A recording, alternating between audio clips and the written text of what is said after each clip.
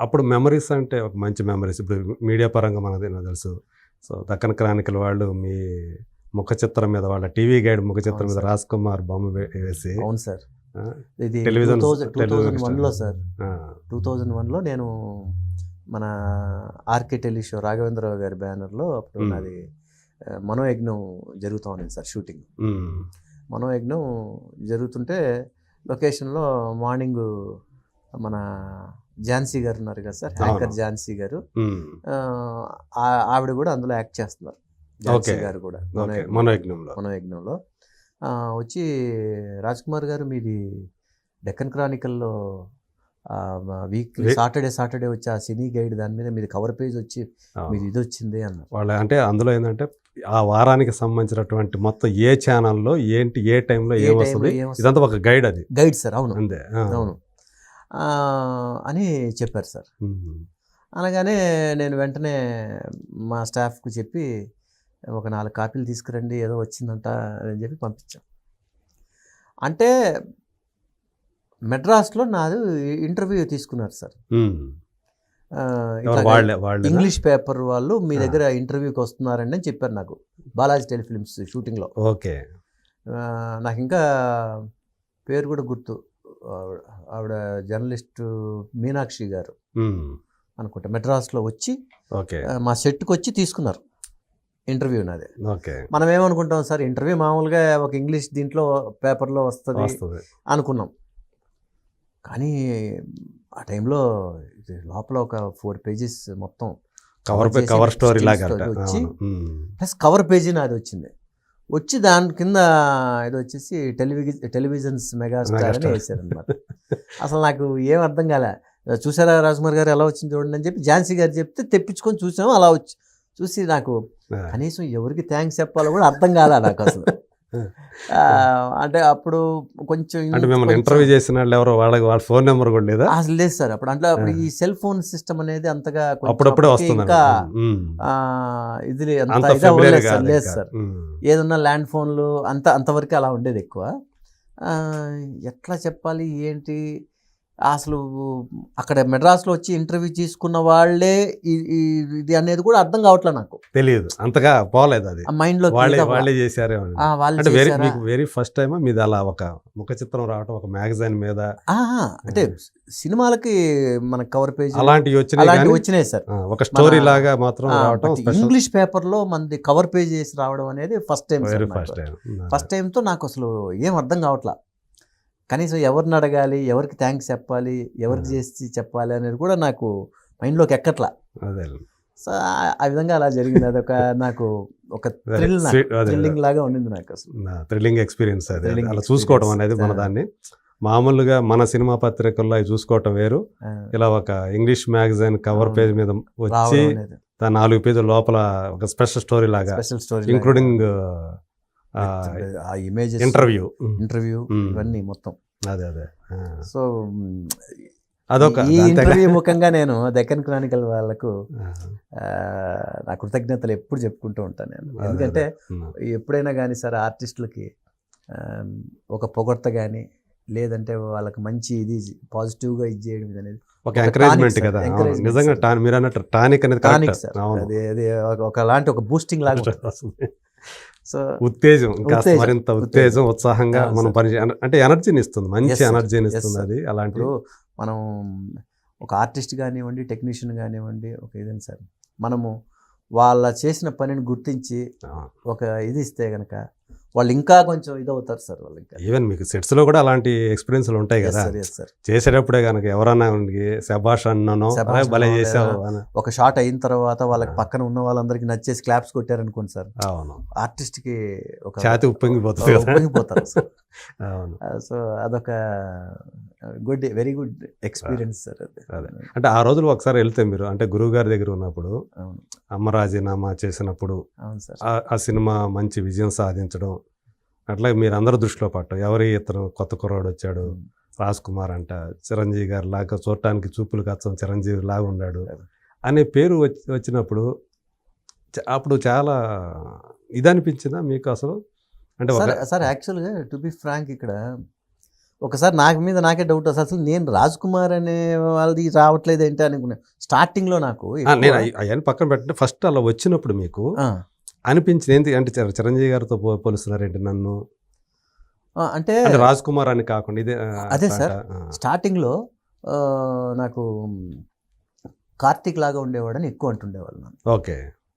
అప్పుడు మన సీతాకోక చిలుక అవును, హీరో ఉన్నారు మురళి మురళి ఫస్ట్ మురళి మురళి తర్వాత పేరు, తర్వాత కార్తీక్ ఇదే ఆయనలాగా ఉండేవాళ్ళని ఎక్కువ అంటుండేవాళ్ళు నన్ను. Even Okay. కాలేజీలో ఉండేటప్పుడు కూడా ఆ, అప్పుడే ఆయనవి ఘర్షణ అని అవును, అభినందన అని ఇలాంటివన్నీ సినిమాలు రిలీజ్ అయ్యి బాగా పాపులర్ దీంట్లో ఉన్నారు. తెలుగులో కూడా తనకు మంచి పాపులారిటీ కదా. పాపులర్ అవును. ఆయనకి మంచి లేడీస్ ఫాలోయింగ్, ఆయనకి మంచి ఫ్యాన్స్ ఉండేవాళ్ళు. అవును, సో ఆ విధంగా ఎక్కువ నన్ను కాలేజీలో కానీ అన్వేషణ కూడా తనే కదా. అన్వేషణ ఆయన.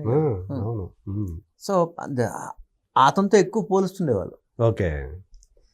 ఓహో అలాగా అనుకుంటుండేవాడిని నేను ఇది అలా ఉంది. కాలేజీ రోజుల్లో ఆ కాలేజీ టైంలో. రోజుల్లో ఇప్పుడు అవన్నీ ఆ టైంలో ఒక హీరోతో పోలవగానే మనం కూడా హీరో అయిపోయిన ఫీలింగ్ లో ఉండేవాళ్ళం. ఉంటాం. సాధారణ కాస్త మంచి కనపడ్డంటే అది- ఏదో అది- హీరోతో పోలుస్తుంటారు. పోలుస్తుంటారు. అది సహజం మామూలుగా. అది అనగానే మనకు కొంచెం చాలా హ్యాపీగా ఉంటుంది ఆ టైం. అదే అదే.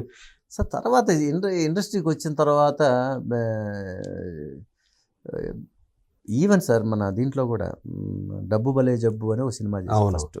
అసలు నేను కెమెరా ముందుకి ఫస్ట్ ఎంటర్ అయింది ఆ సినిమా ఆ సినిమాతోనే.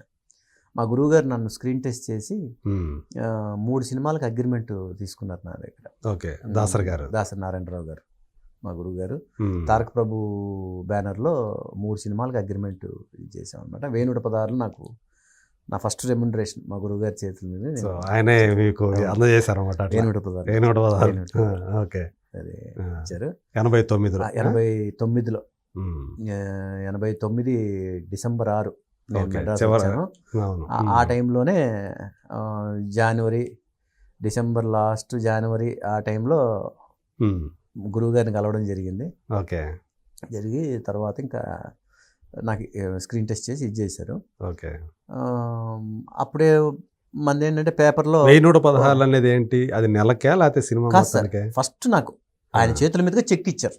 అది ఎంత ఏం దేనికి ఇది తెలియదు. అనేది కాదు. అదే నేను మా దీంట్లో అగ్రిమెంట్ చేసుకుని నీకు ఇదే ఇస్తున్నా. ఒక రకంగా అడ్వాన్స్ అనుకోవచ్చు. అడ్వాన్స్ సార్, అదే అడ్వాన్స్ 1116 అడ్వాన్స్ 1116 ఇది ఇచ్చారు మా గురువు గారు. నా ఫస్ట్ రెమ్యునరేషన్ అదే. అదే.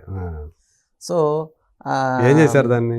అలాగే చాలా రోజులు పెట్టుకున్నా, తర్వాత బ్యాంకులో వేసుకున్నా. ఓకే. మళ్ళీ ఎక్స్పైర్ అయిపోతుంది మళ్ళీ కదా, ఎక్స్పైర్ అదే అయిపోతే ఉంటుంది. మళ్ళీ ఇది ఉండదు ఇది అనేసి అదే. నేను ఇప్పటికి బాధపడుతుంటా.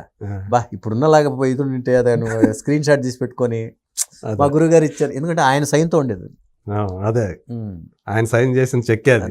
చెక్ మన తారక ప్రభు ఎంబ్లం దీని మీద ఆయన సైన్ చేసి తారక ప్రభు ఫిలిమ్స్ దీని మీద ఉండేది అది. సో అట్లా వండింటే గుర్తుండేదే అనుకుంటున్నాను. సో అలాగా ఇచ్చారనమాట మా గురువు గారు. సో ప్రయాణం అలా మొదలైంది.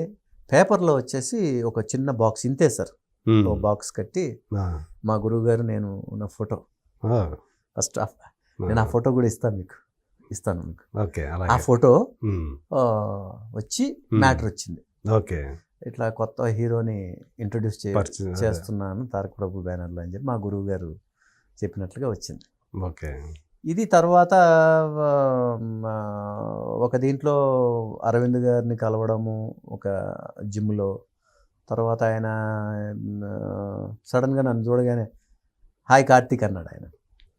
ఆయన కూడా హాయ్ కార్తీక్ ఫస్ట్ అంటే లేదు సార్ నేను కార్తీక్ని కాదు. నేనంటే ఎవరు మీరు అంటే నిజంగా కార్తీక్ అనుకున్నాడు మిమ్మల్ని? అనుకున్నాడు సార్ ఆయన. అంటే మామూలుగా ఇప్పుడు మనమేమో దూరం నుంచి ఆయన కూడా జిమ్లో వచ్చి వర్కౌట్ చేసుకుంటున్నారు ఆయన. ఓకే. మామూలుగా ఆయన చూసి హాయ్ కార్తీక్ అని చెప్పి మామూలుగా ఆయన మనమేమో దూరం నుంచి నేనేమనుకుంటా మనం ఆయన సినిమాలు చూస్తూ పెరిగిన వాళ్ళం మనం. అదే అరవింద్ గారు ఇక్కడ జిమ్ చేసుకుంటున్నారు అన్నట్టుగా అలా ఉన్నాం మనం. మామూలుగా నన్ను చూడగానే హాయ్ కార్తీక్ అన్నారు. సార్ నేను కార్తీక్ని కాదు సార్ అంటే ఆయన ఒక్కసారి ఎవరు మీరు సార్ ఇట్లాగా నా పేరు రాజ్ కుమార్ సార్ అంటే ఏం చేస్తుంటారు అంటే ఇట్లాగా సినిమా ఆర్టిస్ట్ అవుదామని వచ్చాను సార్ అంటే ఎక్కడి నుంచి వచ్చారంటే చెప్పాను ఇట్లా మీ వేరే వర్డ్స్ చెప్పారు. ఇప్పుడు ఏం చేస్తున్నారు అన్నారు. అదే సార్ మొన్ననే నారాయణరావు గారు, దాసనారాయణరావు గారు స్క్రీన్ టెస్ట్ చేశారు సార్. ఆయన దాంట్లో ఇంట్రొడ్యూస్ అవ్వబోతున్నాను సార్ ఏదన్నా. ఆహా అన్నారు అంతే. ఓకే. అన్న తర్వాత కట్ చేస్తే నేను మామూలుగా డైలీ మనకు పని ఉన్నా లేకపోయినా తారక ప్రభు కాంప్లెక్స్కి వెళ్తుండేవాళ్ళం మెడ్రాస్లో. ఓకే. వెళ్ళి పొద్దున్న సాయంకాలం దాకా అక్కడే ఉండి వస్తుండేవాళ్ళం. సడన్గా ఉన్నాను, అటెండర్ వచ్చి గురుగారు రమ్మంటున్నారు విధంగా. గురుగారు రమ్మంటున్నారు, ఈ బాబు నేనేం చేశాను పొద్దున్నే అనుకొని లోపలికి వెళ్ళా. వెళ్తే మా గురుగారు కూర్చో ఉన్నారు. ఎవరా అప్పుడే నీ గురించి ఎంక్వైరీస్ మొదలైనాయి అన్నారు మా గురుగారు. అంటే ఆయన దగ్గరికి వచ్చింది అన్నమాట. నాకు తెలిసి ఫోన్ చేసినట్టున్నారు, మన అరవింద్ గారే చేసింటారు. అంటే వాళ్ళు బాగా క్లోజ్ కదండి, క్లోజ్ కాబట్టి. ఎరా నీ గురించి ఎంక్వైరీస్ మొదలైనాయి అన్న. అంటే నేను సైలెంట్గా చేతులు కట్టుకొని నిలబడున్నా. ఏంటి అసలు దేని గురించి అంటున్నారు? అంటే ఏం లేదురా, మన అరవింద్ ఫోన్ చేశారు, వాళ్ళు ఏదో ఇప్పుడు చిన్న సినిమా ఒకటి మొదలు పెడుతున్నారంట, మంది మొదలవడానికి టైం ఉంది కదా, ఈ లోపు అరవింద్ మనవాడే, వెళ్ళి చేయను, వెళ్ళి కలువు అన్నాడు. ఆ మాట అనడము ఇంకా మనం ఆగుతామా సార్? మా గురువు గారు అన్నారు, స్టాప్ క్లాక్లో వాళ్ళ ఆఫీస్లో ఉన్నాను నేను. ఓకే. సరే ఇట్లా గురువు గారు చెప్పారు, మిమ్మల్ని కలవమన్నారు. సరే అదే మొన్న మనం కలిసాం కదా, ఆ తర్వాత మాట్లాడాము. సరే మనం సినిమా ఇలాగ చేయబోతున్నాం, చిన్న సినిమా, అల్లు ఆర్ట్స్ అని బ్యానర్ పేరు. ఓకే.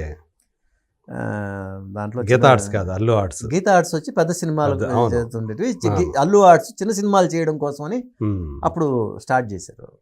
ఓకే.